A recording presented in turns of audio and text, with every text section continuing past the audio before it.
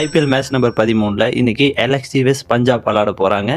இவங்க இதுக்கு முன்னாடி மோதினதில் எல்எக்ஸ்ஜி பார்த்தீங்கன்னா 3 தடவையும் பஞ்சாப் ஒரு தடவையும் ஜெயிச்சிருந்திருக்காங்க. இதில் முக்கியமான பிளேயராக இருக்க போகிறது ஷாகுல் தாக்கூர். அவருக்கு ஒரு கம்பேக்னே சொல்லலாம். எல்லா மேட்சும் நல்லா பவுலிங் போட்டிருக்காரு. கம்பல்சரி விக்கெட் மெயினான விக்கெட்டில் எடுத்து வந்துடுறாரு. ஸோ இந்த மேட்சும் அவர் நல்லா பர்ஃபார்ம் பண்ணுறதுக்கான வாய்ப்பு இருக்குது.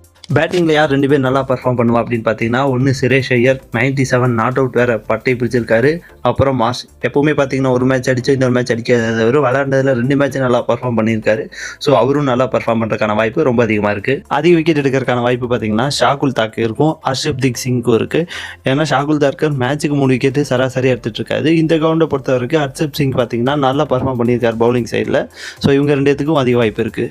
இந்த பிச்சை பொறுத்த அளவுக்கு ஸ்பின் பவுலர்ஸ்க்கு நிறைய வாய்ப்பு இருக்குது. ஏன் அப்படின்னா கிரவுண்டு பார்த்தீங்கன்னா மித்த கிரவுண்டை விட பெருசு. ஸோ 6 அடிக்கிறதுக்காக தூக்கி அடிக்கிறக்கும் போது கேட்ச் ஆகிறதுக்கான வாய்ப்புகள் ரொம்ப அதிகமாக இருக்குது. அதுவும் இல்லாமல் இதில் நல்ல டேனும் இருக்குது. ஸோ ஸ்பின் பவுலர்ஸ் வந்து நிறைய விக்கெட் எடுக்கிறதுக்கான வாய்ப்பு இருக்குது. ஆவரேஜாக இந்த மேட்ச்சில் அடிக்கிற ஸ்கோர் பார்த்தீங்கன்னா 200 மினிமம் ரீச் பண்ணிடுறாங்க.